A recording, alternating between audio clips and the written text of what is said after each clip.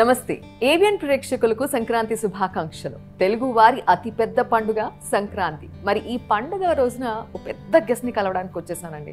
వారి గురించి ఎంత చెప్పినా తక్కువనే చెప్పాలి. ఏమని చెప్పాలి? ల్యాండ్ బ్యాంకింగ్ కింగ్ ఆనందమా, లేకపోతే పొలిటీషియన్ గా చూస్తే మాత్రం very bold and very straight forwardness అని చెప్పాలా, లేకపోతే ఇండస్ట్రీ విషయానికి వస్తే 50 ఏళ్ళు పూర్తి చేసుకొని అసలు very top and richest person గా కూడా నేను చెప్పొచ్చు. అసలు ఇవన్నీ ఎందుకండి, ఫిట్నెస్ లో అయితే హృతిక్ రోషన్ కూడా బలాదూరనే చెప్పాలి. ఇంకెవరు అర్థమైపోయింది కదా, మురళీమోహన్ గారు. సో ఎలా సాగుతోంది వారి జర్నీ అనేది వారి మాటల్లోనే అడిగి తెలుసుకుందాం. నమస్తే అండి. సంక్రాంతి శుభాకాంక్షలు. సంక్రాంతి అనగానే మన తెలుగు వారికి అతి పెద్ద పండుగ. ఎలా సెలబ్రేట్ చేసుకుంటాం మీకు తెలుసు.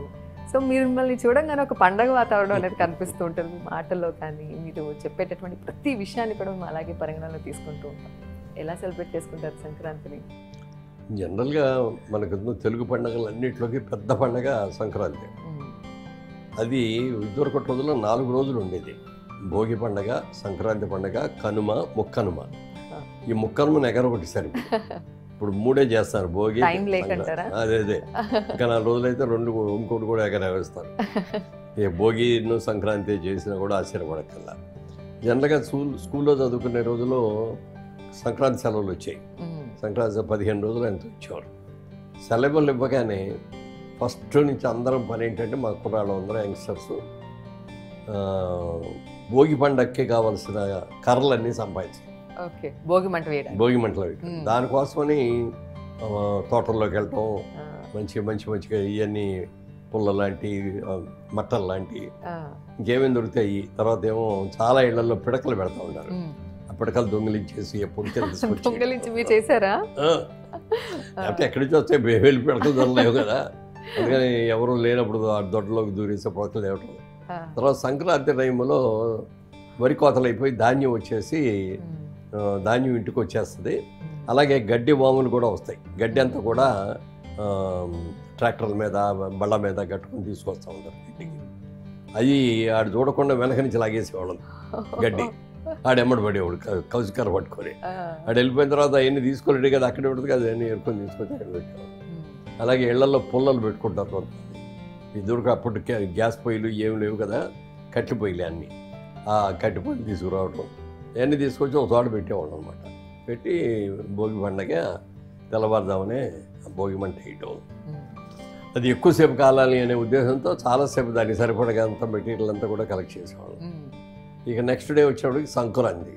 సంక్రాంతి అనేది ఇక అద్భుతమైన పండగ. మా ఊళ్ళల్లో కోళ్ళ పందాలు, ఎడ్ల పందాలు, తర్వాత గాలిపటాలు ఇవన్నీ ఉంటాయి. అవన్నీ ఉంటాయి. కనుమ అనేది అదొక పండగ. ముక్కనుమ అనేది ఎక్కువగా ముక్కనుమలో చేసేటప్పుడు పశువులను కూడా ఇంక్లూడ్ చేస్తాం. వాటిలో ఎడ్లను డెకరేట్ చేయడం, వాటికి గజ్జలు కట్టడం, మెళ్ళలో పట్టీలు కట్టడం, అవన్నీ చేసి వాటితో పట్లాగే చేసుకుంటాం అనమాట. భోగి పండుగ మామూలుగా ఆడవాళ్ళ దగ్గర నుంచి చూసుకుంటే ఆడవాళ్ళ వైపు నుంచి ముగ్గులు.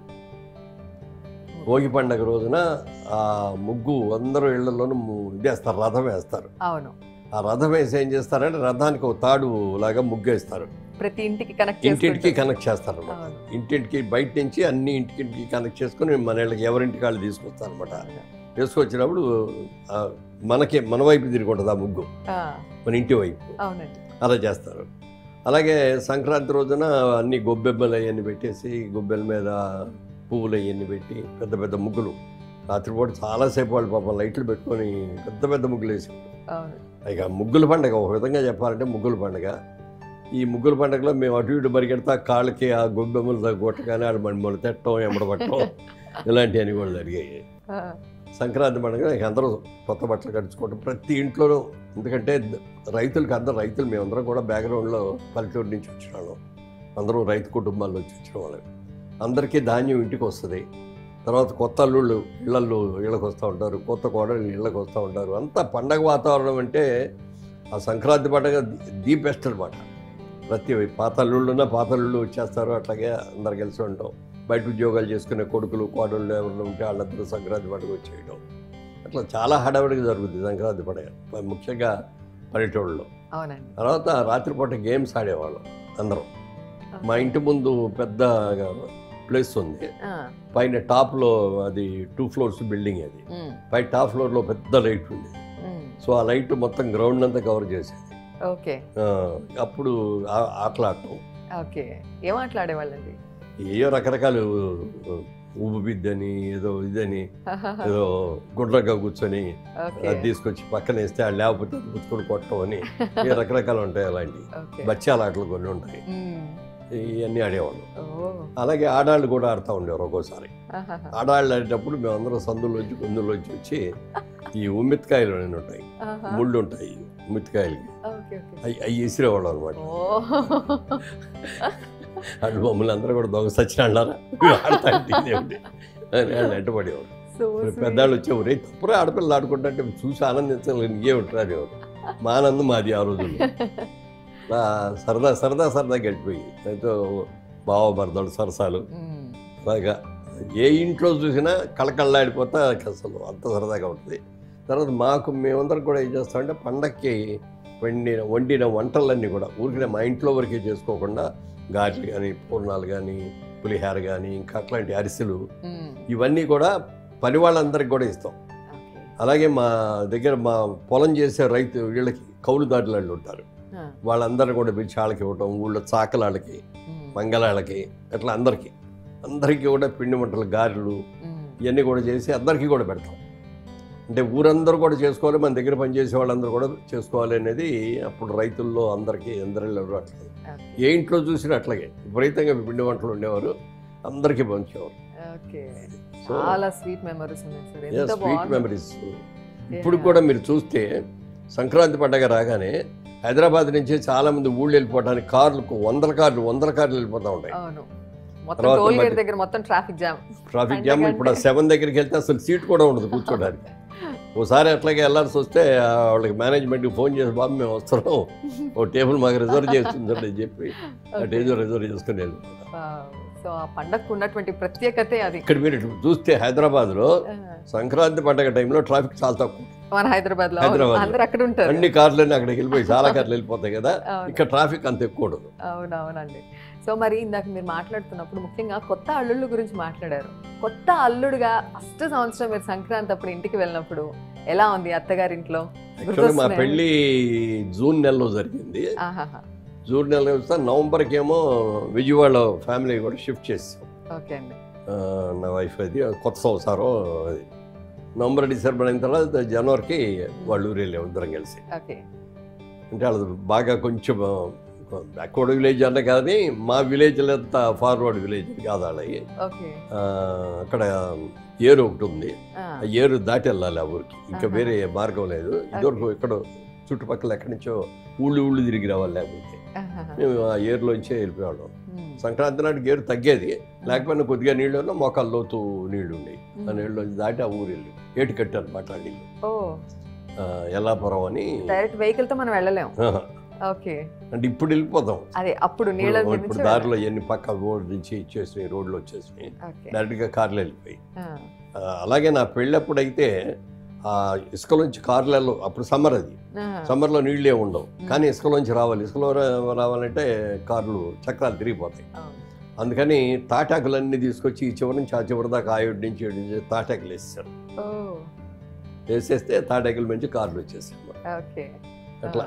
సో వెళ్ళగానే అక్కడ నన్ను చూడగానే, అంటే మా అత్తగారికి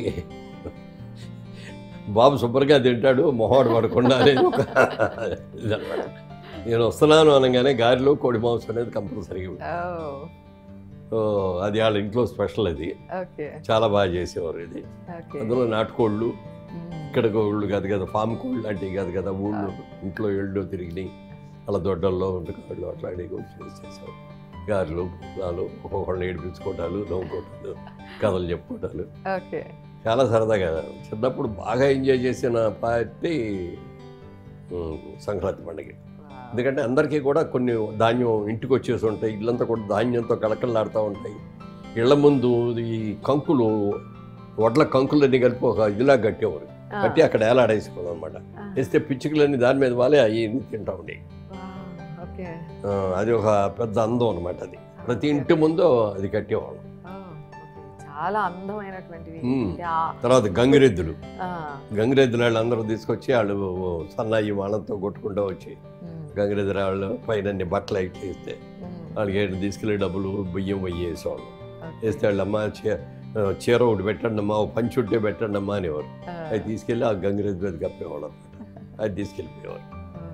అలాగే హరిదాసులు పొద్దున్నే వాళ్ళు భజన చేసుకుంటే హరిదాస్ తల మీద ఇది ఉంటుంది, వాళ్ళు హరిదాస్ లాగా వస్తాడు. ఇంటింటికి వచ్చి అట్లా వంగోగానే బియ్యం తీసుకెళ్ళి ఎక్కువ ఆడపిల్లలు ఇంట్లో ఆడపిల్లలతో ఇప్పించేవారు. అది అవి ఒకటి ఎక్కువగా ఉండేవి. ఇక అలాగే సంక్రాంతి కనుమ ముక్కానుమ పోయిన తర్వాత ముక్కానుమ రోజున మళ్ళీ అందరూ సంక్రాంతిని దేవుణ్ణి వెనక్కి పంపించేయాలని చెప్పి అంతకుముందు రథాలు ముందుకేసుకొని తాడు ముందుకు తీసుకొచ్చిన దాన్ని మళ్ళీ రివర్స్ చేసి బయటికి పంపించేయడం లాగా మన ఇంట్లోంచి బయటికి వెళ్ళడానికి ఇంకో దారికి ఇంకో ఇంటి దగ్గర కనెక్షన్ ఉంటుంది, వాళ్ళు ఇంకో కనెక్షన్, అట్లా ఊరు బయట దాకా ఆ కనెక్షన్తో. అవునండి.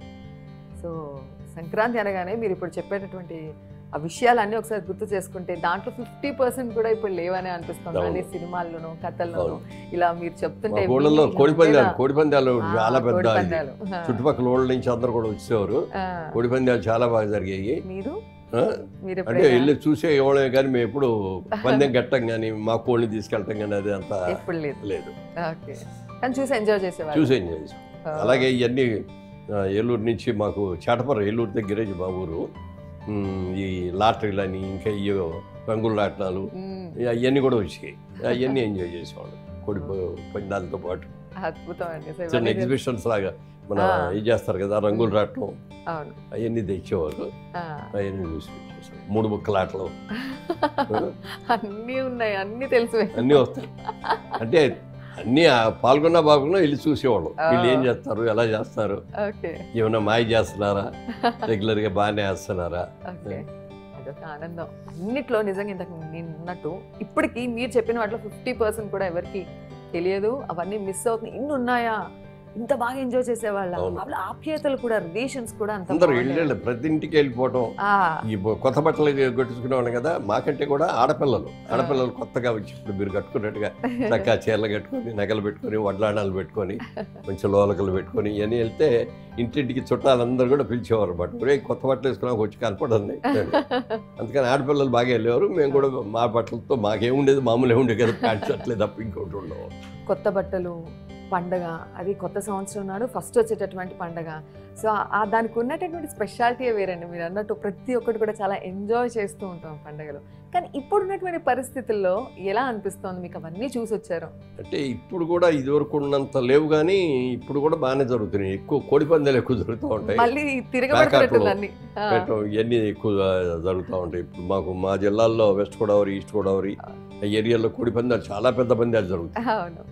ఈ పోలీసులు మామూలుగా పట్టుకోవడానికి వస్తారు. పోలీసులకి అందరికి కూడా ఊళ్ళో రాజకీయ నాయకుడు ఉంటారు, ఎమ్మెల్యేయో ఇంకా ఎంపీయో, వాళ్ళ తాలూకా ఎవరు, వాళ్ళకన్నీ వాళ్ళకి మామూలు ఇచ్చాల్సిన వాళ్ళకి మళ్ళీ ఇచ్చేసి ఊరికనే వచ్చి అలా చూసేసి వెళ్ళిపోయేవారు. వాళ్ళు వెళ్ళగానే మళ్ళీ మామూలే జరగాల్సి. అది కూడా ఒక తంతే ఇందులో. అంతే. బాగుందండి. సో మరి ఈ ఏడాది సంక్రాంతి ఎలా చేసుకుంటున్నారు? ఈ సంక్రాంతి ఈసారి అంటే మేము అయ్యప్ప మాలేసుకున్న కానించి ఎవ్రీ ఇయర్ మేము సంక్రాంతికే ఇది వెళ్తాం అక్కడికి, శబరిమలై. ఇది నా 36వ సంవత్సరం. 36 సంవత్సరం ఇది. ప్రతి సంవత్సరం కూడా సంక్రాంతి పండుగ అప్పుడు అక్కడికి వెళ్ళి జ్యోతి దర్శనం అని ఉంటుంది. అక్కడ మేము 3 రోజులు అన్నదానం చేస్తాం పైకి వెళ్ళి. ఎందుకంటే డిఫరెంట్ ప్లేసుల నుంచి నడిచి వస్తారు చాలామంది. అడవి దారి, పెద్ద దారి ఉంటుంది, పెద్ద పాదం అంటారు దాన్ని. పెద్ద పాదం వచ్చినా, చిన్న పాదం నుంచి వచ్చినా అందరూ టైర్ అయిపోస్తారు. పొద్దున్నే ఎర్లీ మార్నింగ్ వచ్చే వాళ్ళకి అందరికీ కూడా వేడివేడిగా కాఫీ ఇస్తాం. తర్వాత బ్రేక్ఫాస్ట్, అది అంటే కూర్చోబెట్టడం లేదు, బఫే లాగే. అలాగే ఇస్త్రాకులు లాంటి పళ్ళాలు కొనుక్కొచ్చేవాళ్ళం, అవి పెట్టేసేసి దాంట్లో పెట్టింటాం అన్నమాట. భోజనం కూడా అంతే, ఒక్క ఐటమే. అంటే సాంబారు ఇవన్నీ జీడిపప్పులు ఇవన్నీ వేసి సాంబార్ రైస్ కానీ, లేకపోతే చక్కెర పొంగల్ కానీ, పులిహార కానీ ఇవన్నీ చేసి పెడతాం అన్నమాట. అది ఈ 36 సంవత్సరాలుగా అది ఆల్మోస్ట్ చేస్తూనే ఉన్నాం. అయితే 2 ఏళ్ళు బట్టి నేను వెళ్ళలేకపోతున్నాను. ఇప్పుడు అంటే దాదాపుగా 32 సార్లు 33 సార్లు నడిచే ఎక్కా. నేను అప్పుడు దేవుడి దగ్గర మొక్కున్నా, నేను నడిచి వచ్చి రావటం ఎన్ని ఏళ్ళు రాగలిగితే అన్ని ఏళ్ళు వచ్చి దర్శనం చేసుకుంటాను స్వామి అని. డోలి ఎక్కి మాత్రం రాను అని చెప్పి దేవుని దగ్గర దండం పెట్టుకున్నాను. కానీ అనుకోకుండా నాకు మోకాలు ఆపరేషన్ అయింది, నీ రీప్లేస్మెంట్ లెఫ్ట్ లెగ్కి. అదైనప్పుడు డాక్టర్ చెప్పాడు, ఏమంటే మీరు శబరిమల వెళ్తారేమో, కొండ ఎక్కొద్దు, ప్రాబ్లం అవుతుందండి అన్న. అలాగే అని నేను చెప్పాను, ఏదో మొత్తాన్ని కుట్టుకుంటే అదే ఎక్కాను. తర్వాత ఏముందంటే బ్యాక్ స్పైనల్ కార్డ్ ఆపరేషన్ అయింది. అదైనప్పుడు డాక్టరు కంపల్సరీగా చెప్పాడు, సరే డోలీలో వెళ్తానండి అని చెప్పి డోలీలో వెళ్ళేటప్పుడు మెల్లగా తీసుకెళ్తారు కాబట్టి ఎత్తు ఎక్కటం కదా, బాగా తీసుకెళ్ళారు. తిరిగి వచ్చేటప్పుడు డౌన్, ఆ డౌన్లో ఏమవుతుందంటే మామూలుగా నడవలేరు, పరిగెట్టాలి, స్లోప్ కదా. అదే నలుగురు కలిసి నలుగురు మోస్తూ ఉంటారు డోలీ అంటే. ఈ నలుగురు డోలీ మోసుకుంటా పరిగెడతా అంటే అది ఇట్లా షేక్ వచ్చి ఇంకా పెయిన్ ఎక్కువ వచ్చేటప్పుడు. ఇక అందుకని డాక్టర్ వెళ్ళొద్దు, డోలీలో కూడా వెళ్ళొద్దు అని చెప్పారు. అందుకని లాస్ట్ ఇయర్ వెళ్ళలేదు, ఈ సంవత్సరం కూడా వెళ్ళటం లేదు. కాకపోతే ఏంటంటే మాలేసుకొని 41 days ఉండి నేను ఇక్కడ ఇరుముడి కట్టించుకొని రాజమండ్రి మా కాన్స్టిట్యున్సీ కాబట్టి రాజమండ్రి కాన్స్టిట్యున్సీకి వెళ్ళిపోయి అక్కడ గుళ్ళు ఇస్తాను ఇరుముడి. అదర్వైజ్ ఎక్కడ ఇప్పుడు ఇక్కడికి వచ్చిన తర్వాత అంటే వేసుకోవటం మొదలుపెట్టాం, మెడ్రాస్లో ఉండగా మొదలుపెట్టాం. అప్పటి నుంచి జ్యోతికి వెళ్ళటం మూలంగా సంక్రాంతి పండుగని మిస్ అయిపోతున్నాను. ఈ 2 ఏళ్ళ నుంచి ఇక్కడ ఉంటున్నారండి. బాగుందండి. సో మనం సంక్రాంతి గురించి చాలా మాట్లాడుకున్నాం, ఇంకా చాలా తెలుసుకోవాలని ఉంది, నేర్చుకోవాలని కూడా ఉంది. మరి 50 ఏళ్ళ ప్రస్థానం అంటే తెలుగు ఫిలిం ఇండస్ట్రీలో అది అసలు మాలాంటి వాళ్ళకి అసలు ఎలా సాధ్యం అనేది నాకు అర్థం కావట్లేదు. నాకే అర్థం కాలేదు. ఇందాక నేను చెప్పినట్టు మీ ఫిట్నెస్ కానీ మీ age is just a number అంటే మురళీమోహన్ గారు, అసలు గూగుల్లో సెర్చ్ చేస్తే age is just a number ఎవరికి సూచిస్తుందంటే మురళీమోహన్ గారి నెంబరే పేరే వస్తుందేమో. అంత ఇన్స్పైర్ చేస్తున్నారు అందరికీ. అందరూ అడుగుతూ ఉంటారు, ఒక్కసారి మళ్ళీ మీ ఏజ్ చెప్పరా? ఏజా? యా అండి, ఏజ్ అందరికీ తెలిసిందే. ఒక్కసారి మాకు 50 దాటిందండి. అంతే అంటే అది ఖచ్చితంగా నమ్మాల్సిందే. మొన్న ఎవరో చెప్పారు 50 దాటింది. అదేంటంటే ఏజ్ ఇంకా ఎక్కువ కదా మీకు అన్నది. 50 దాటిందన్నయ్యా, ఇందులో అబద్ధం లేదు కదా, 50 దాటినాయి కదా. ఇందాక మీరు మేము యంగ్స్టర్స్ గా ఉన్నప్పుడు అని అన్నారు, ఇప్పుడు కూడా మాకు అలాగే అనిపిస్తున్నారు. ఆ ఫిట్నెస్ కానీ ఆ మెయింటెనెన్స్ కానీ ఆ యొక్క కాన్ఫిడెన్స్ లెవెల్ మీరు మాట్లాడేటప్పుడు చాలా మంది ఇన్స్పైర్ చేస్తారు. 83rd year అండి. 83rd year. సో చాలా నేర్చుకోవాలి. 83rd నుండి 84th రన్నింగ్ అవుతుంది, బట్ కంప్లీట్ అయింది చెప్పాలి కాబట్టి 83. ఓకే. సో మరి 50 years of film journey first ఒక మాట చెప్పాలంటే ఏం చెప్తారు? నేను అసలు సినిమా యాక్టర్ అవ్వాలని అనుకోలేదు ఎప్పుడు కూడా. మంచి బిజినెస్ మ్యాన్ అవ్వాలనుకున్నాను. విజయవాడలో ఉండగా మంచి బిజినెస్ మ్యాన్, మంచి ఇదిలో ఉండగా 4-5 సార్లు నా ఫ్రెండ్స్ చాలామంది ఉన్నారు సినిమా ఇండస్ట్రీలో. తర్వాత మా ఊరి నుంచి కూడా ప్రొడ్యూసర్లు, డైరెక్టర్లు ఉన్నారు. చాలామంది అడిగారు, అడిగితే రావచ్చు కదా, బాగున్నావు కదా, ఇది నాకు బిజినెస్ ఇంట్రెస్ట్, నేను రాను అన్నా. సరే చివరికి ఎట్లాగో మొత్తం మీద ఒక బలంతం మీద వెళ్ళాను. డైరెక్ట్గా ఆఫర్ హీరో అని వచ్చింది. అట్లూరు పూర్చంద్రరావు గారు అని, ఆయన జగమే మాయ అనే సినిమా తీశారు. అందులో నేను హీరోను, గిరిబాబు గారు ఏమి వెళ్ళను, ఇంకో 2 కొత్త అమ్మాయిలు హీరోలు, మన కమెడియన్ రాజబాబు గారు, విజయశాంతి గారు, విజయలలిత గారు, తర్వాత ఇంకెవరు నాగయ్య గారు, వీళ్ళందరూ కూడా ఉన్నారు. ఆ సినిమాకి ఛాన్స్ వచ్చేటప్పటికి వెళ్ళాం. వెళ్ళాలా వద్దా అని పెద్ద ఆలోచన. అరే ఇంటికి మన అన్న కూడా వచ్చింది, దాని అంతటికి అది వచ్చిన దాన్ని ఎందుకు వచ్చేది. లక్ష్మిని ఎప్పుడు కూడా మన ఇంటికి వచ్చిన లక్ష్మిని అడ్డుకోకూడదు అంటారు. వచ్చినప్పుడు ఇల్లు తలుపుకి ఒకసారి కొడుతుంది అంటారు. పెట్టినప్పుడు వెళ్ళి తిరిగిస్తే ఇంట్లోకి వస్తుంది లక్ష్మీదేవి. అలా కాకుండా బద్ధకంగా మనం వెళ్ళి తలుపు తీయలేదు అనుకోండి, వీడు తలుపు తీయలేదని పక్కెట్టుకు వెళ్ళిపోతుంది అన్నమాట లక్ష్మి. అలాగే ఈ ఆఫర్ కూడా అంతే. ఆఫర్ అనుకోకుండా వచ్చింది, ఇమీడియట్గా డైరెక్ట్ హీరో అన్నారు. సరే ఒక ట్రైల్ వేద్దామని అనుకున్నాం అన్నమాట. మా ఆవిడకి చెప్తే మీరు కావాలని ట్రై చేయలేదు కదా, అదే వచ్చింది కదా, వెళ్ళి చేయండి, ఒక ఛాన్స్ తీసుకోవడంలో తప్పు లేదు కదా అని. ఒక కండిషన్ అండి అని. ఏమిటి కండిషన్ అన్న, మీరు షూటింగ్ అయిపోగానే మళ్ళీ విజయవాడ వచ్చేసేయాలి, మెడ్రాస్లో ఉండకూడదు, వచ్చేసి ఇక్కడ మన బిజినెస్ అయినా చూసుకుంటాం. తర్వాత ఏ కంపెనీ దగ్గరికి వెళ్ళి ఇదిగోనండి నేను పలానా సినిమాలో హీరోగా చేశాను, ఇదిగో నా ఆల్బమ్ అండి, మీ సినిమాలో వేషం అంటే అని అడగకూడదు. ఇప్పుడు వరకు అడగల 50 ఏళ్ళలో. అవన్నీ అట్లాంటి కండిషన్స్ పెట్టింది. ఆ కండిషన్ ప్రకారం అవన్నీ కూడా చేసుకున్నాం. నేను వచ్చేటప్పటికి అప్పటికి నాకు 33 ఏళ్ళు, అంటే 32 నుండి 33 రన్నింగ్లో ఉన్నాను అనమాట. అప్పుడు వచ్చేటప్పటికి పెళ్ళి అయిపోయింది, 2 పిల్లలు అందరూ ఉన్నారు.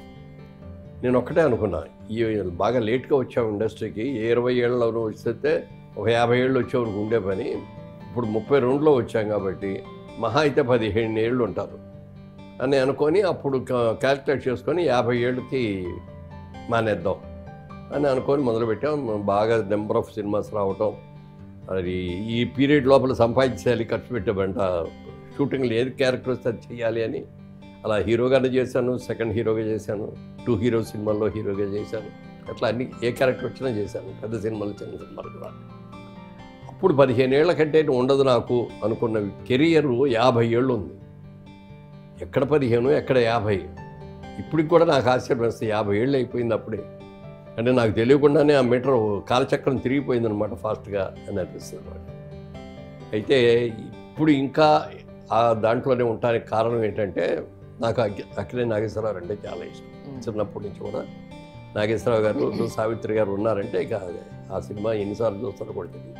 ఆ నాగేశ్వరరావుతో ఇక్కడికి వచ్చిన తర్వాత, ఇండస్ట్రీలోకి వచ్చిన తర్వాత కలిసి ఆడితో ఉండటం, వాళ్ళ సినిమాల్లో నేను సెకండ్ హీరోగా చేయటం, అలాగే అన్నపూర్ణ స్టూడియోస్ బ్యానర్తో మొట్టమొదటి బ్యానర్ పెట్టి అక్కినేని అన్నపూర్ణ సమర్పించు అన్నపూర్ణ స్టూడియోస్ ఫిల్మ్ అని ఫస్ట్ సినిమా కళ్యాణి అని తీశారు. ఆ కళ్యాణిలో నేను హీరోగా వేసాను. నాగేశ్వరరావు అడిగారు, అదేంటంటే మీ స్టూడియో పేరు మీద సినిమా తీస్తారు, ఇదేం మీరేయకుండా నాకు ఇస్తున్నారండి అని అడిగాను. అడిగితే ఆయన అన్నారు, ఈ క్యారెక్టర్కి నా ఇమేజ్ ఎక్కువ అవుతుంది, నా మీద పడదు, నువ్వైతే బెటరు, నువ్వు చేస్తుందా ఇది అని చెప్పి దాసరా గారి డైరెక్ట్లో ఆ కళ్యాణి చేస్తాం. అది బాగా మంచి హిట్ అయింది, మంచి పాటలు అయ్యని బాగా ఇదైంది. అలా నాగేశ్వరరావు అంటే చాలా ఇష్టం. అలాగే నాగార్జున గారు 3 సినిమాలు మా దాంట్లో హీరో చేశాడు. అక్కడే నాగేశ్వరరావు ఒక సినిమా చేశారు. నాగేశ్వరరావు, వాణిశ్రీ ఒక పేరు, యంగ్ హీరోలో మీనాను, సురేష్ అని వాళ్ళు ఆ సినిమాలో వచ్చారు. అట్లా ఆ ఫ్యామిలీతో బాగా బాండింగ్ ఉందన్నమాట. చాలా సందర్భాలు ఆయన చెప్పేవారు, నేను ఎప్పటికీ నేను రిటైర్ అనేది లేను, నేను రిటైర్మెంట్ అంటే నేను సినిమాలో యాక్ట్ చేస్తూనే చచ్చిపోవాలి అని చెప్పి అన్నారు. అదే జరిగింది. ఆయన మనం అని చెప్పి ఫ్యామిలీ అందరు కలిసి యాక్ట్ చేస్తారు. సినిమా కొంత రోజులు అయ్యేటప్పటికీ ఆయన క్యాన్సర్ అని తెలిసింది. ఎవరి దగ్గర దాయకుండా కుటుంబ సభ్యులకి అందరికీ చెప్పి, మీరేమి దాని గురించి కంగారు పడి నాకు సానుభూతులు చెప్పి మీరు ఏడుపులు విడబలు పెట్టడానికి లేదు, నేను ఎంతకాలం పోతున్నా అంతకాలం సంతోషంగా ఉండాలి, నా దగ్గరికి ఎవరు వచ్చినా సంతోషంగా మాట్లాడిన తప్ప విచారంగా మాట్లాడదు, వీల్ ఎంజాయ్ అని చెప్పి ప్రెస్ మీట్ పెట్టి ప్రెస్లో చెప్పాడు. అందరినీ ఫ్యామిలీ మెంబర్స్ చుట్టూ కూర్చోబెట్టుకొని నాకు క్యాన్సర్ వచ్చిందని చెప్పి మీరెవరు సానుభూతి చూపించక్కర్లేదు, మీరెవరు నన్ను పరామర్శించడానికి రావద్దు, నేను సినిమా చేస్తూనే పోవాలి అనుకున్నాను అని చెప్పి అనౌన్స్ చేశారు. ఆ సినిమా మొత్తం ఫ్యామిలీ అందరూ యాక్ట్ చేశారు అందులో, మనవాళ్ళు. చివరికి వచ్చేటప్పటికి బాగా సీరియస్ అయింది. షూటింగ్ పార్ట్ ముందు తీసేసుకున్నాడు, ఆయన సీన్లన్నీ ముందు తీశారు.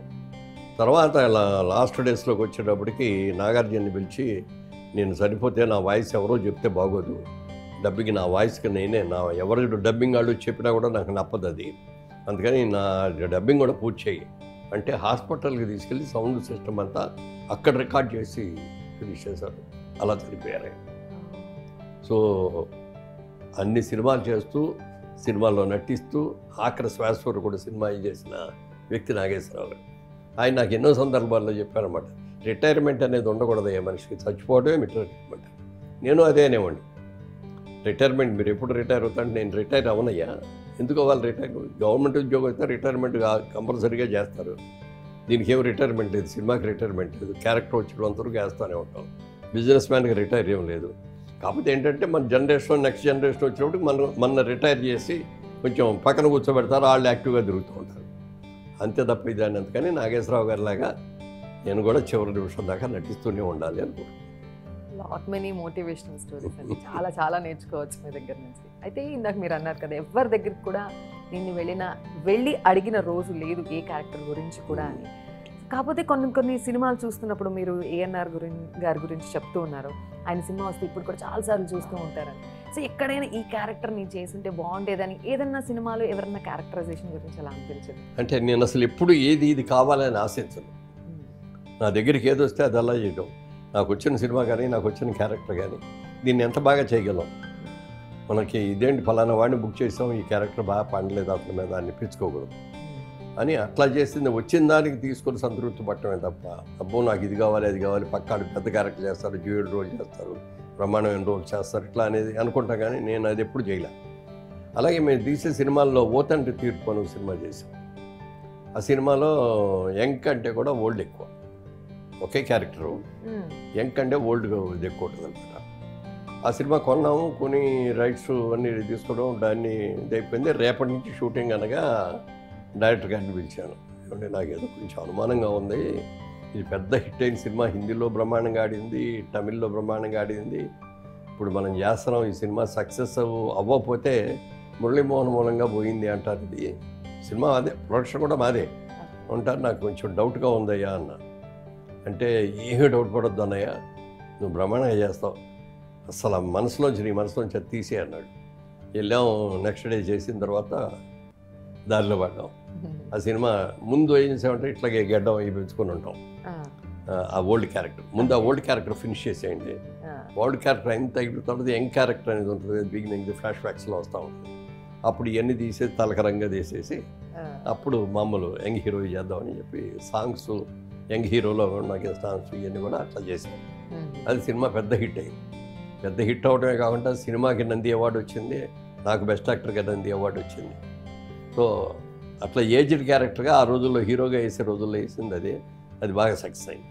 ఓకే, రైట్ అండి. So 50 years of film industry అనగానే చాలామంది ఎంత కష్టపడాలి అంటే కొన్ని రోజులకే ఇంకా చాలు, ఇంతకు మించి లేకపోతే మనం సస్టైన్ మనం లైఫ్ని అక్కడికి ఎండ్ చేసేసే వాళ్ళని చాలామంది చూస్తాం. కానీ 50 years ఆఫ్ ఫిల్మ్ ఇండస్ట్రీలో ఇంకా కూడా రిటైర్మెంట్ అనేది ఎక్స్పెక్టేషన్స్ పక్కన పెట్టేసుకొని ప్రతి రోజున కూడా ఫ్రెష్గా ముందుకు వెళ్ళాలనేటటువంటి మాటలు చూస్తుంటే ఇప్పుడున్నటువంటి యూత్ ఎలా ఉన్నారు అనిపిస్తున్నారు?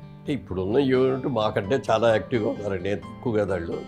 మాకు 10 సినిమాల్లో అయ్యాయి కానీ మేము ట్రాక్లు పడలా. ఇప్పుడు ఫస్ట్ సినిమాతోనే బ్రహ్మాండంగా చేసేస్తున్నాడు.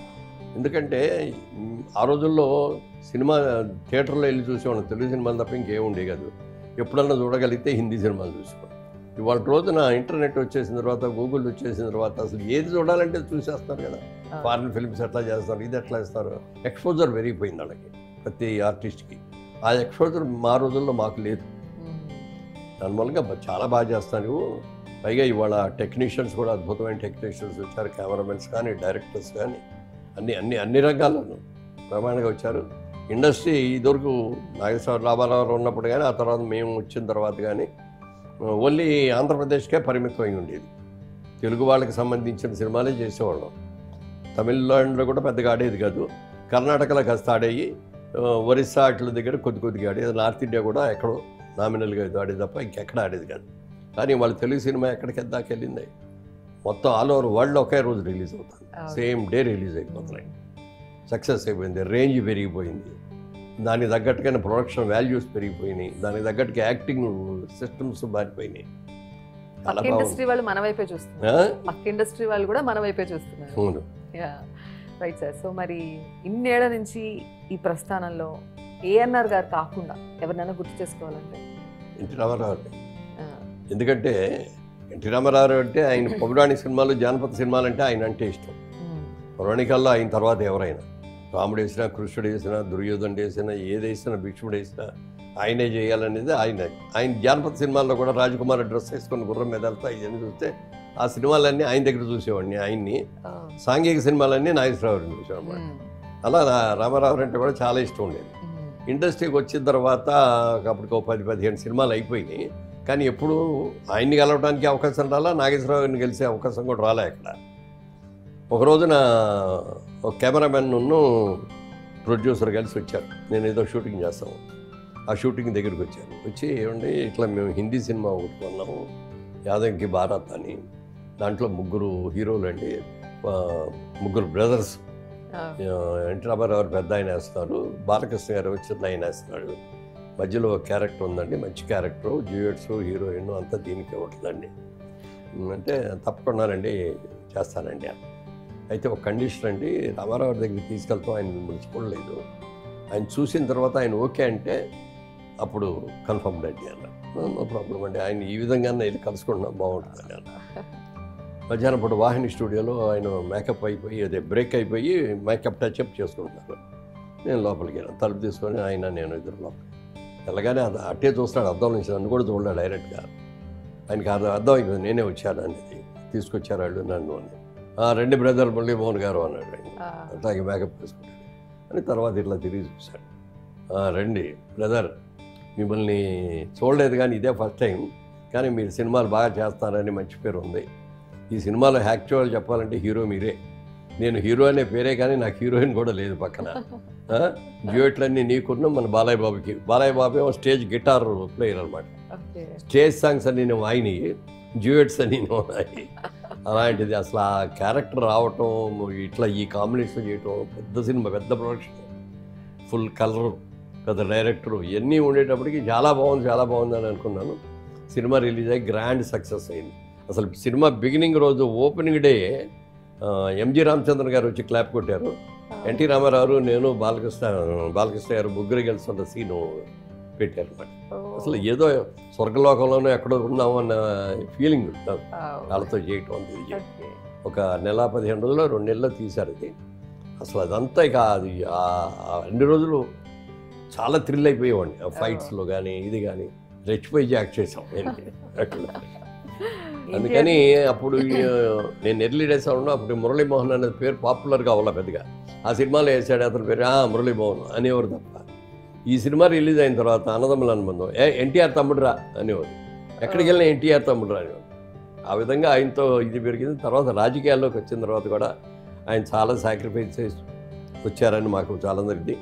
సార్ మీరు ఎంత కష్టపడి దీనికోసం చేస్తారు, మేమేం చేయాలో చెప్పండి, మాకు మేము చేయగలిగింది చేస్తామంటే, బ్రదర్ మీరు ఎవరు రావద్దు, అక్కడ ఇందిరాగాంధీకి ఎదురిచ్చి చేస్తానని నేను నిలబడ్డాను.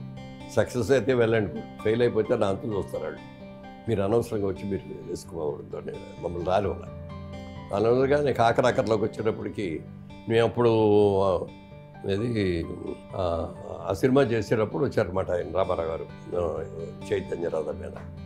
అది చూసిన తర్వాత వెంటనే ఒక పాట రాయించి ఇది చెయ్యాలి ఈ సినిమాలో, పిచ్చిపంతులు ఆ సినిమా. ఆ పిచ్చిపంతులు అనే సినిమా చేసిందంటే ఒక సాంగ్ రాయాలి అని చెప్పి ఆత్రేయ గారికి ఫోన్ చేసి చెప్పాం. మేము అప్పుడు ఏలూరు దగ్గర షూటింగ్ చేస్తాం.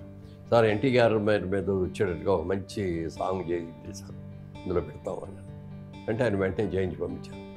మంచి వాళ్ళందరూ పోయారు, మంచిని చెప్పే పోయారు, ఆ మంచిని కాసే మనుషులు ఇప్పుడు మనలో కరువయ్యారు, రావయ్యా రామయ్య ఈ రాజ్యమే నీదయ్యా అడ్రస్. ఇక ఆ పాటని గ్రాండీర్ అంటే గ్రాండీర్గా చేసేసాం.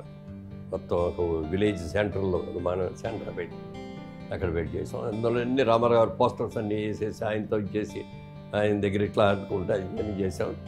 సినిమా రిలీజ్ అయినాటికి ఆయన ముఖ్యమంత్రి అయిపోయారు. రిలీజ్ క్రితం రోజు 2 రోజుల క్రితం ప్రమాణ స్వీకారం జరిగింది. వెంటనే ఆ ప్రమాణ స్వీకారం షూట్ చేసాం. ఆయన తిరుపతి వెళ్ళి వచ్చి గుండె చేసుకొని వచ్చి ప్రమాణ స్వీకారం చేశారు. అది షూట్ చేసాం. సినిమా ఎండింగ్లో మళ్ళీ ఆ పాట వేసి రిపీట్ చేసాం. కేవలం 2 రోజుల గ్యాప్లోనేనండి? 2 రోజుల గ్యాప్ అంటే పల్లె వరకు వేసాం. మేము యాక్ట్ చేసింది ఉంది కదా, అది వేసి దాని మీద ఇది ఆయన ప్రమాణ స్వీకారం చేసే షార్ట్స్ ఇవన్నీ వేసి చేశారు. అట్లా మనకు చేతనైంది చేయాలి అని. ఎప్పుడైతే ఆయన్ని ముఖ్యమంత్రిగా గుండె ఆపరేషన్ చేసుకోవడానికి అమెరికా వెళ్ళి తిరిగి వచ్చే లోపల ఇక్కడ రాజకీయం చేసి దింపేశారో ఇక అక్కడ ఎవరిని అడగలేక వెళ్ళి అప్పుడు మొత్తం నేను కూడా తెలంగాణ అంతా కూడా తిరిగి అయినంత సాక్రిఫైస్ చేసి వస్తే ఇవన్నీ చేస్తారు. మనం ఎన్నుకున్న మన నాయకుడు మనకు కావాలి, కానీ వాళ్ళు ఎక్కడో ఢిల్లీ నుంచి పంపినాళ్ళు ఏంటి అది అని చెప్పి చేసాం. 4 రోజులు తిరగకుండా మహిళలు అందరూ వచ్చారు. నిజంగా చెప్పాలంటే మహిళలు సేవ్ చేశారు. ఏ రోజు ఇంట్లోంచి బయటికి రాని ఆడవాళ్ళందరూ కూడా నడి రోడ్డు మీదకి వచ్చేసి రోడ్డు మీదే వంటలు చేసుకుని రోడ్డు మీదే పడుకుని ఇవన్నీ చేయబట్టే 4 రోజులు తిరగకుండా అయింది. ఆ తర్వాత నుంచి కంటిన్యూస్గా ఆయనతో ట్రావెల్ చేశాను. ఒకరోజు నా ఫోన్ చేశారు ఆయన. ఫోన్ చేసి మురళి ఎక్కడున్నా ఉన్నారు సార్, చెన్నైలో ఉన్నానండి అని. అప్పుడు ఇక్కడే ఉండేవారు ఆయన. సరే ఒకసారి హైదరాబాద్ రాగలవా అన్నాడు. వస్తాను సార్ అన్నాడు. రేపు మార్నింగ్ వచ్చేయి అన్నారు. అలాగే అని వచ్చారు. మార్నింగ్ వెళ్ళి ఎందుకు వచ్చారో తెలియదు. వెళ్ళాను. ఇలా ఆయన రూమ్లో కూర్చొని నీకు ఒక ఆఫర్ ఇస్తున్నాను, మన రాజమండ్రి పార్లమెంట్ సీట్కి నువ్వు నిలబడితే బాగుంటుంది, నువ్వైతే చాలా బాగుంటుందని మా వాళ్ళందరూ కూడా అంటారు అన్నాడు. నాకు అసలు గడిదిరిపోయింది. నాకు రాజకీయం ఇంట్రెస్ట్ లేదండి, నాకు ఒక విధంగా సినిమా వాళ్ళందరూ రాజకీయాలకు దూరంగా ఉండాలి అనుకునే మనస్తత్వం నాది. లేదంటే కాదు బ్రదర్ బాగుంటుంది అన్నారు. సార్ నాకు ఒక 3 days టైం ఇవ్వండి సార్, నేను ఆలోచించుకొని వచ్చి చెప్తాను, మీరు చెప్పగా నాకు ఏదో కళ్ళు తిరిగిపోతున్నట్టుగా ఉన్నాయి అన్న. ఓకే బ్రదర్ ఆలోచించుకొని వచ్చి ఓకే అని చెప్తున్నాను. 3 రోజులు అయిన తర్వాత మళ్ళీ వెళ్ళా. ఏం ఓకేనా అన్నారు వెళ్ళగానే. కాదు సార్, మీలాగా నేను సాక్రిఫైస్ చేసి రాలేను, మీరు అన్నీ సాక్రిఫైస్ చేశారు, బ్రహ్మాండంగా సినిమాలు ఆఫర్ నుండి కూడా మీరు వదిలేసి వచ్చారు, నేను ఇప్పుడిప్పుడే పైకి వస్తున్నాను, ఈ స్టేజ్లో నేను వచ్చి ఆ సినిమాలు అటు సినిమాలకి కాకుండా ఇటు రాజకీయాలకు కాకుండా అయ్యానంటే నా లైఫ్ ఇదే స్పాయిల్ అయిపోతుందండి, ఇంకా పిల్లలు సెటిల్ అవ్వలేదు, సెటిల్ చదువుకుంటారు అని చెప్పి క్షమించండి సార్ అని. Okay brother, it's all right అన్నాడు. అప్పుడు చంద్రబాబు నాయుడు గారు ఉపేంద్ర గారు ఉండేవారు, వాళ్ళిద్దరు చెరో పక్కన కూర్చొని బయట కూర్చోబెట్టి నేను పిచ్చాళ్ళగా ఉన్నావు, నువ్వు నుంచో ఇంత అవకాశం ఎందుకు వస్తాయి, ఆయన పెద్ద ఆయన కావాలని పిలిచి ఇస్తానంటే వద్దట్టేంటి ఇదేం చెప్పాను, వదిలేయండి. తర్వాత మళ్ళీ చంద్రబాబు గారు లాగితే ఇక మొహాటానికి తప్పనిసరి రాజకీయంలో కూడా వెళ్ళాను, ఎంపీగా చేశాను రాజమండ్రి ఇచ్చి. ఆ 5 ఏళ్ళు కూడా ఎంపీగా కూడా రాజకీయంగా ఎంత బాగా చేయాలో అంత బాగా చేశాను. ఎక్కడ అవినీతి అనేది 1% కదా, నాట్ 1% కూడా అవినీతి జోలికి వెళ్ళకుండా, ఎక్కడ ఖర్చు పెట్టాల్సి వస్తే నా సొంత డబ్బులు, జేబులో డబ్బులు తీసి ఖర్చు పెట్టి మెడికల్ క్యాంప్స్ పెట్టినా, ఏది పెట్టినా కూడా నా సొంత డబ్బులు తెలియజేశాను. Right sir. సో మీ ఆలోచన కానీ మీ అభిప్రాయం కానీ చాలా స్ట్రైట్ ఫార్వర్డ్గా ఉంటుంది. ఏదైనా ఒక ఓపెన్ బుక్ లాగా వెరీ క్లీన్, ఒక వైట్ పేపర్ చూసినట్టే అనిపిస్తుంది. సో అంటే ఇప్పుడు జరిగినటువంటి పొలిటికల్గా కొన్ని ఇష్యూస్ తర్వాత మురళీమోహన్ గారు ఇక్కడ దేనికి భయపడరు. చంద్రబాబు గారి అరెస్ట్ తర్వాత ఇండస్ట్రీ అంతా భయపడి ముందుకు రాలేదు, కేవలం మురళీమోహన్ గారు మాత్రమే ముందుకు వచ్చారంటే భయం లేదా సార్ మీకు? అదే అందుకు ఎవరి కాళ్ళే మనకెందుకు, మనం అంటే వెళ్ళిన కానీ చెప్పండి, అప్పుడున్న ముఖ్యమంత్రి గారు మన ఏ ఇబ్బందులు పెడతారో, ఎందుకు వచ్చింది, మన సినిమాలు రిలీజ్ ఉన్నాయి, రిలీజ్ రాయకుండా చేస్తారేమో, ఏదైనా జరుగుద్ది అని చెప్పి ఎవరి కాళ్ళే మనసులో ఉన్నా కూడా ఎవరు బయటికి రాలేకపోయారు. నాకు అప్పుడే ఆలోచన, నేను రాజకీయాల నుంచి గుడ్ బై చెప్పేసి వచ్చానికి వద్దు అనుకున్నా, కానీ ఇవాళ ఆ రోజున ఉన్న పరిస్థితుల్లో మనం బయటకు వచ్చి మనం ఇది అయిపోతే బాగోదు అని చెప్పి ఓపెన్గా వచ్చేసి చేశాను. అందరూ కూడా మెచ్చుకున్నారు, చాలా బాగా వచ్చింది. తర్వాత కొంతమంది బయటకు వచ్చారని చెప్పారు. సో మరి ఇప్పుడు జరుగుతున్నటువంటి పాలిటిక్స్ కానీ ఏదైనా సరే మీ వరకు ఎలా అనిపిస్తుంది? Is it going on the correct way? అంటే ఇంతకుముందు ఎన్టీ రామారావు ఎన్నో ముఖ్యమంత్రి, ఇంతకుముందు కాంగ్రెస్ మంత్రులు అందరూ చేసిన వాళ్ళు చాలామంది ఉన్నారు, బాగా చేసిన వాళ్ళు, బ్రహ్మాండంగా చేశారు. తర్వాత వచ్చి తెలుగుదేశం వచ్చిన తర్వాత ఎన్టీ రామారావు అద్భుతంగా చేశారు. ఆయన అంటే ప్రజా సంక్షేమం గురించి బాగా చూశారు, అభివృద్ధి గురించి కూడా చూశారు.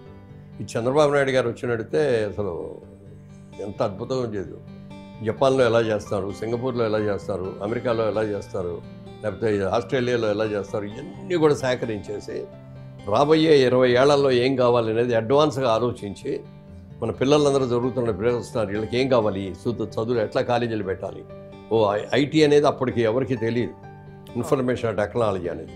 ఈ ఇన్ఫర్మేషన్ టెక్నాలజీ గురించి తెలుసుకొని దీన్ని తీసుకొస్తే మన పిల్లలందరూ బ్రహ్మాండమైన ఉద్యోగాలు వస్తాయని చెప్పి హైటెక్ సిటీ కట్టడానికి ముందు కూడా ఆయనను ఆయన సెక్రటరీ కలిసి అమెరికా వెళ్ళారు. ఆ బిల్ గేట్స్ దగ్గరికి వెళ్ళారు.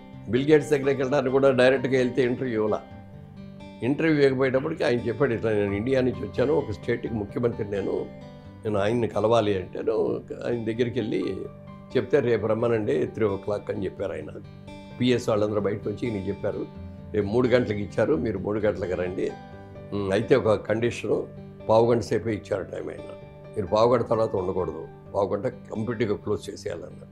ఓకే, ఇట్స్ ఆల్ రైట్ అన్నారు. ఈయన వెళ్ళారు, 2:45కి వెళ్ళి కూర్చున్నారు, 3 కరెక్ట్గా ఆయన వచ్చారు. అలాగానే పరిచయాలు చేసుకున్న తర్వాత మొదలుపెట్టారు. ఈయన వాచ్ చూడలేదు, ఆయన వాచ్ చూడలేదు, టైం అయిపోయింది అనేది. సరిగ్గా 15 గంట అయ్యేటప్పటికి పిఎస్లు వచ్చి కనపడగానే ఇదేమో సీరియస్గా జరుగుతుంది, ఎలా అన్నాడు, డోంట్ డిస్టర్బ్ అన్నాడు బిల్ గేట్స్ గారు. అనగానే వెళ్ళిపోయారు. మీరు చెప్తే నెంబరు 2.5 hours వాళ్ళిద్దరి మధ్యలో జరిగింది. ఆయనకి బోల్డ్ అండ్ ఎంగేజ్మెంట్స్ ఉంటే ఎంగేజ్మెంట్లు కూడా క్యాన్సిల్ చేసుకుని ఇన్స్పైర్ అయిపోయాడు. ఆయన కూడా చేసి చాలా బాగుందండి, చాలా బాగా చేస్తారు, మీ కంట్రీలో కూడా పిల్లలందరూ కూడా బాగా చదువుకుంటారు, కష్టపడి చదువుతారు అనేది మాకు తెలుసు, ఆంధ్రప్రదేశ్ వాటిలన్నిటి కూడా మాకు ఇతర దేశాల్లో ఎక్కడ లేదు, మా కంపెనీలన్నీ కూడా మాకు అమెరికాలోనే ఉన్నాయి. ఇఫ్ ఎట్ ఆల్ అదర్ కంట్రీలో పెట్టాలి అనే ఆలోచన కనుక వస్తే ఫస్ట్ ఇండియాలోనే పెడతాను, అది హైదరాబాద్లోనే పెడతాను అని చెప్పి మాట ఇచ్చారు. ఈయన ఏమైనా సరే ధైర్యం చేసేసి హైటెక్ సిటీ కట్టేసేసి బిల్ క్లింటన్ దగ్గరికి వెళ్ళారు. అప్పుడు అమెరికన్ ప్రెసిడెంట్ బిల్ క్లింటన్ దగ్గరికి వచ్చి మాకు ఓపెన్కి రావాలండి అని అడిగారు. అసలు ఒక అమెరికా ప్రెసిడెంట్ ఇక్కడ ఏదో హైటెక్ సిటీలో ఒక బిల్డింగ్ కట్టావు అంతే, బొమ్మరిల్లాగా ఓ రౌండ్ బిల్డింగ్. దీని ఓపెనింగ్ అసలు తీసుకురావడమే కష్టం. కాన్ఫిడెన్స్. ఆయన ఇంటర్వ్యూ కూడా దొరకడం కష్టం. ఆయన ఇండియా రావటం, ఒక ప్రెసిడెంట్ ఆఫ్ అమెరికా ఇండియా రావాలంటే ఎన్ని కోట్లు ఖర్చు అవుతుందో చెప్పడానికి లేదు. వాళ్ళ సెక్యూరిటీ వస్తాయి, వాళ్ళ కార్లు అన్నీ వచ్చేస్తాయి, అన్నీ ఇక దేన్ని నమ్మరాళ్ళు. అలా వచ్చేసారు ఆయన చేశారు. అంటే చంద్రబాబు నాయుడు గారు చేసిన గొప్ప పని అనమాట.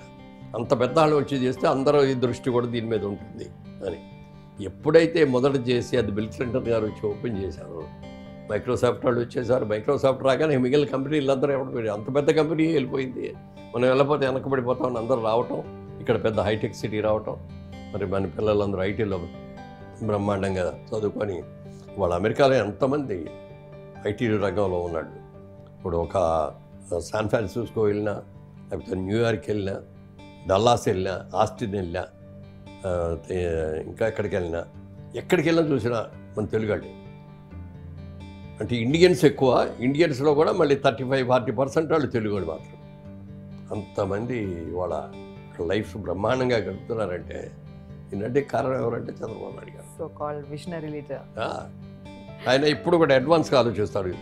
ఆయన ముఖ్యమంత్రిగా ఉన్నప్పుడు ఆ రోజుల్లో 2020 అని పెట్టారు.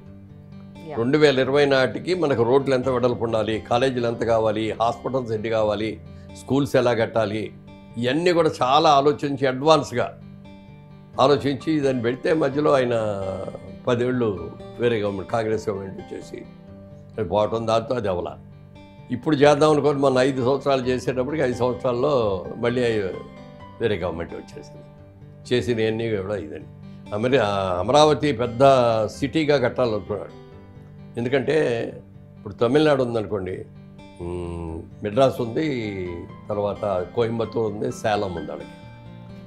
అలాగే తెలంగాణ ఉందనుకోండి, హైదరాబాద్ ఉంది, లేకపోతే కరీంనగర్, చెన్నై ఉన్నాయి. మరి బెంగళూరు చూసుకుంటే, కర్ణాటక చూసుకుంటే బెంగళూరు ఉంది, మైసూరు ఉంది. ఇట్లా ప్రతి వాళ్ళకి కూడా బ్రహ్మాండమైన సిటీస్ ఉన్నాయి. మనకు ఆంధ్రప్రదేశ్ విడిపోయిన తర్వాత ఆంధ్రప్రదేశ్ సిటీ ఏం లేదు. Vizag is a big town. తర్వాత విజయవాడ చూసుకున్నా, గుంటూరు చూసుకున్నా, తెనాలి చూసుకున్నా, అన్నీ చిన్న చిన్నవి. తిరుపతి చూసుకున్నా, ఏది ఎప్పుడు కూడా ఒక రాష్ట్రానికి క్యాపిటల్ అనేది చాలా పెద్ద సిటీ ఉండాలి. ఎందుకంటే ఇవాళ తెలంగాణలో చూసుకుంటే, సపోజ్ మీకు తెలంగాణలో వచ్చే ఇన్కమ్ చూసుకుంటే 75% ఇక్కడి నుంచే వస్తుంది, ఒక హైదరాబాద్ నుంచే. మిగిలిన స్టేట్ అంతా కలిపితే 25% ఉంటుంది, అంతకంటే ఎక్కువ ఉండదు. మరి అలా సిటీ లేదు అని చెప్పి దాన్ని ఆలోచించి, ఆ రోజున డబ్బులు కూడా లేవు వీళ్ళ దగ్గర.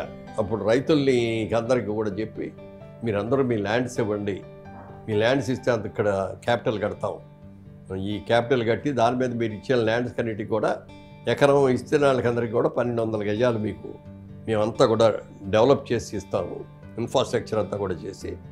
అలాగే ఇప్పుడు అది ఇచ్చే వరకు కూడా నెలకెంత అని కౌలు కూడా ఇస్తాం మేము, మీ పొలం కౌలుకి ఇస్తే ఎట్లా వస్తుందో ఆ కౌలు కూడా ఇస్తామండి అని చెప్పి వాళ్ళందరినీ ఒప్పించి 35,000 ఎకరాలు తీసుకొని విజయవాడని, తెనాలిని, మంగళగిరిని, గుంటూరుని ఇవన్నీ కలిపి ఒకటే సిటీ చేయాలని ప్లాన్ చేశారు. ఇది ఒక పెద్ద క్యాపిటల్ చేసేయాలి. ఈ క్యాపిటల్ కూడా మామూలు సిటీ టౌన్స్ లాగా ఉండకూడదు. ఇది పక్కన కృష్ణానది ఉంది కాబట్టి ఆ కృష్ణానది అన్నీ కూడా ఇక్కడ లోపల మధ్యలో కాలువల్లాగా తీసుకొచ్చేసి బ్రిడ్జెస్ కట్టి అందమైన సిటీ చేద్దాం చాలా ఆలోచించారు. అది అన్నారు, అది పోయి. ఇప్పుడు ఈసారన్నా వచ్చి ఓ 10 ఏళ్ల పాటు ఆయన ఉంటే చేయగలిగిన బోర్డు చేస్తా. 5 ఏళ్లలో ఎన్ని చేశాడు చూడండి. మనకి మంగళగిరి అక్కడే అమరావతిలో అన్నీ కావాల్సినవన్నీ కూడా చేశారు. సెక్రటేరియట్ కట్టేశారు, అసెంబ్లీ కట్టేశారు, హైకోర్టు కట్టేశారు, అవన్నీ కూడా చేశారు. తర్వాత వచ్చే ఆఫీసర్లు ఉంటారు కానీ బిల్డింగ్స్ కూడా కట్టారు. కానీ ఇవాళ రోజున వాటిని చూసేవాళ్ళు లేరు. ఆ బిల్డింగ్స్ ఈ మాత్రం బాగానే జరుపుకుంటున్నారు. సెక్రటేరియట్ బాగానే జరుపుకుంటున్నారు, అసెంబ్లీ బాగానే జరుపుకుంటున్నారు, హైకోర్టు బాగానే జరుపుకుంటారు. అంటే ఇప్పుడున్న గవర్నమెంట్ని కామెంట్ చేస్తున్నామని కాదు, కానీ కామెంట్ చేయను కూడా నేను. ఎవరున్నా ఏ ముఖ్యమంత్రి ఉన్నా కూడా సంక్షేమం, అభివృద్ధి అనేది రెండు కూడా ఈక్వల్గా నడవాలి. ఒక బండికి 2 ఎడ్లు ఉంటే ఒకటి సంక్షేమం, ఒకటి అభివృద్ధి, రెండు సమానంగా వెళ్తేనే బండి నడుస్తుంది. ఇప్పుడు ఏమైపోయిందంటే సంక్షేమం ఎక్కువైపోయింది, అభివృద్ధి 0 అయింది. దానివల్లగా చాలా అభివృద్ధి ఎవరు కూడా ఇతర కంట్రీస్ నుంచి వచ్చిన వాళ్ళు కానీ ఇతర ఇండస్ట్రీస్ కానీ ఎవరు రావట్లే అక్కడికి. ఉన్న ప్రాజెక్టులే అన్ని ప్రాజెక్టులు ఇక్కడికే వస్తున్నాయి, ఉన్న ప్రాజెక్టులే పోయినాయి. మరి అది మరి ఆ పరిస్థితుల్లో మళ్ళీ చంద్రబాబు నాయుడు గారు వస్తేనే బాగుంటుంది. అంత అంటే ఆయన ఒక విజనరీ ఉన్న పర్సన్. అందుకని ఇప్పుడు 1947 అది పెట్టుకొని ఆ రోజుకి దీన్ని ఆయన ఊహించినటువంటి అద్భుతమైన సిటీని చేయాలని. సో 2047లో ఇండియా మనకి వచ్చిన ఫ్రీడమ్ తర్వాత 100 years కి ది బెస్ట్ సిటీ అవ్వాలని ఇండియాని. ఇది అమరావతి ఓకే ఇండియాలో ఉన్న అన్ని సిటీస్ కంటే కూడా బెస్ట్ సిటీ చేయాలని. Okay super. సో మరి కనీసం 10 ఏళ్ళన్నా ఆయనకి ఇస్తే, అంటే ఒక స్టేజ్ వచ్చిన తర్వాత మిగిలిన వాళ్ళు ఎవరు వచ్చినా నడిపించుకెళ్ళిపోతారు. అది బిగినింగ్ ఫౌండేషన్. ఇల్లు కట్టాలంటే ఫౌండేషన్ ముఖ్యం. ముందు ఫౌండేషన్ అయిపోతే తర్వాత పైకి కట్టుకోవటం ఎవరైనా కట్టేస్తారు. మొన్న తెలంగాణ ఎలక్షన్స్ ఆ టైంలో కూడా కేటీఆర్ గారు ఒక మాట అన్నారు, అంటే అభివృద్ధి అంతా స్టార్ట్ చేసింది చంద్రబాబు గారి హయాంలోంచే కదా అని, అంటే యాక్సిలరేషన్ ఇస్తున్నాం కదండి. కానీ యాక్సిలరేషన్ ఇవ్వాలంటే అక్కడ ఒక ప్లాట్ఫామ్ ఇవ్వాలి కదా. So that's the Chandrababu Naidu గారు అనుకోవాలా? అంటే కేటీఆర్ గారు చాలా సందర్భాల్లో చెప్పారు బిగినింగ్లో. ఎలక్షన్ టైం మరి చెప్పలేదేమో, అది వేరే విషయం. కానీ బిగినింగ్లో చాలామంది దగ్గర చెప్పారు ఈ హైదరాబాద్కి ఈ అభివృద్ధి రావడానికి కారణం చంద్రబాబు నాయుడు గారు. ఐటీని తీసుకొచ్చింది చంద్రబాబు నాయుడు గారు. సైబరాబాద్ అనేది తీసుకొచ్చింది చంద్రబాబు నాయుడు గారు. ఆయన దాన్ని ఇప్పుడు మేమందరం కూడా అభివృద్ధి చేస్తామని. ఈయన కూడా ఏం చేశారంటే, చంద్రబాబు నాయుడు గారు ఏ అడుగుదాడల్లో నడిచారో ఈయన కూడా అట్లాగే ఇతర కంట్రీస్కి వెళ్ళిపోయి అక్కడ ఉన్న ఇండస్ట్రియలిస్ట్ని, అక్కడ ఉన్న గవర్నమెంట్స్ని అందరితో కూడా మాట్లాడి చాలా కంపెనీలు తీసుకొచ్చాడు ఈయన కూడా. చంద్రబాబు నాయుడు గారు ఏ విధంగా తీసుకొచ్చారో కేటీఆర్ గారు కూడా ఆ విధంగా తీసుకురాగలిగారు. లేకపోతే ఈ హైదరాబాద్ సిటీ ఇంత పెరిగిద్దా? వాళ్ళు బాగా చేశారు, వీళ్ళు బాగా చేశారు. ఇప్పుడు వచ్చేది కొత్త ఆయన వచ్చాడు యువకుడు, ఇంకా ఉత్సాహంతో ఇంతకంటే కూడా బాగా రేవంత్ రెడ్డి గారు కూడా బ్రహ్మాండంగా చేస్తాడు. ఎందుకంటే ఆయనకి కూడా చంద్రబాబు నాయుడు గారి శిష్యుడు ఒక విధంగా చెప్పాలంటే, అక్కడి నుంచి వచ్చిన నాయకుడు ఆయన కూడా. ఇప్పుడు ఈ ఉన్న కొద్ది రోజుల్లోనే చూస్తే ఆయన రన్నింగ్ బాగుంది, చాలా బాగుంది. Okay right sir. సో పొలిటికల్గా మనం ఎన్ని మాట్లాడుకున్నా ఏ దాని గురించి అన్ని ఫీల్డ్స్లో కూడా మనకి మురళీమోహన్ గారి యొక్క ఒక అడుగు ఉంటుంది కంపల్సరీ. సో ఇప్పుడు మనం పొలిటికల్గా కూడా ఎన్ని మాట్లాడుకున్నా మనకి టైం సరిపోదు. యాజ్ ఎ బిజినెస్ మ్యాన్, ఇందాక నేను చెప్పినట్టు ఒక ల్యాండ్ బ్యాంకింగ్ కింగ్గా చెప్పచ్చు. ఎలా సాధ్యమండి ఇన్నేళ్ళు? అంటే ఇప్పుడు ఒక్క జాగా భూమి కొనుక్కున్నా చాలు, ఇంత స్క్వేర్ ఫీట్ ఆఫ్ భూమి కొనుక్కున్నా చాలు అనుకునేటటువంటి రోజుల్లో ఇప్పుడున్నాం. కానీ మీరు ఎన్నో ఏళ్ల క్రితమే ఎలా ఆలోచించి ఇలా దాదాపు 28 ఏళ్ళు అయింది మేము రియల్ ఎస్టేట్ మొదలుపెట్టి. అంటే హైదరాబాద్ వచ్చేసిన తర్వాత ఇక నాకు సినిమాలుగా హీరోగా చేయనని చెప్పేసాను. హీరోకి వచ్చే అవకాశం కూడా క్యారెక్టర్ రోల్స్ కూడా నేను ఎక్స్పెక్ట్ చేసిన లెవెల్లో రావట్లే అప్పుడు. ఎందుకంటే హీరోగా ఫాదర్గా అయితే హీరో బ్రదర్ లాగా ఉన్నాడు, హీరోయిన్ బ్రదర్గా ఉన్నాడు అన్నారే తప్ప ఎందుకో ఎక్స్పెక్ట్ చేసిన లెవెల్లో రాలా.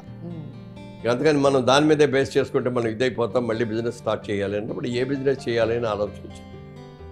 ఓకే, చిన్న ఇన్సిడెంట్ ఏంటంటే, ముగ్గురు మిత్రులు సినిమా చేసేటప్పుడు శోభన్ బాబు గారు అడిగారు, మురళీమోహన్ గారు మీ ఇన్కమ్ అంతా ఎక్కడ ఇన్వెస్ట్ చేస్తారు అడిగితే, నేను బిజినెస్ మ్యాన్ అండి, అందుకని బిజినెస్ చేస్తాను, జైబేరి అని పెట్టి సినిమాలు తీస్తున్నామండి, అలాగే నాకు నచ్చిన సినిమాలు జిల్లాల వారీగా కొనుక్కుంటున్నాను, ప్లస్ ఏమో 2 కంపెనీల్లో షేర్ హోల్డర్గా అయ్యానండి. విజయవాడలో ఒక డిస్ట్రిబ్యూటింగ్ కంపెనీ, హైదరాబాద్ ఒక డిస్ట్రిబ్యూటింగ్ కంపెనీ.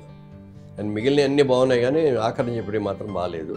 మీరు 2 కంపెనీల్లో షేర్ హోల్డర్ చేరే ఉన్నారే, మీరు వెళ్ళి అక్కడ కూర్చుంటారా అన్నాడు. నేను ఎక్కడ కూర్చుంటారా, నాకు ఇవే సరిపోతాయి కదా, అదే మీరు శాస్త్రం తప్పవద్దు అన్నాడు. లేదు అయిన చాలా మంచి వాళ్ళండి. సంవత్సరం తిరగకుండా 2 కంపెనీలు కూడా మూతపడిపోయినాయి. అవి నేను పెట్టిన పెట్టుబడి పోవడమే కాకుండా నేను వాళ్ళు చేసిన అప్పులు కూడా నేను తీర్చాల్సిన పరిస్థితి వచ్చింది. అప్పుడు మళ్ళీ సోమన్ బాబు గారి దగ్గరికి వెళ్ళి అన్నా అనమాట, ఏమంటే ఆ రోజున మీరు అన్నారు అదే జరిగింది, మరి నాకంటే పెద్ద హీరో, నాకంటే ముందు వచ్చారు, మీ ఇన్కమ్స్ కూడా చాలా ఎక్కువ, మరి మీ ఇన్కమ్ అంతా మీరు ఎక్కడ ఇన్వెస్ట్ చేస్తారండి అని. అప్పుడు ఆయన చెప్పాడు అనమాట, చిన్న మాట, అది అందరికీ తెలిసిందేది, ఈ ప్రపంచంలో భూమి అనేది 3/4 సముద్రమే ఉంది, 1/4 ల్యాండ్ ఉంది.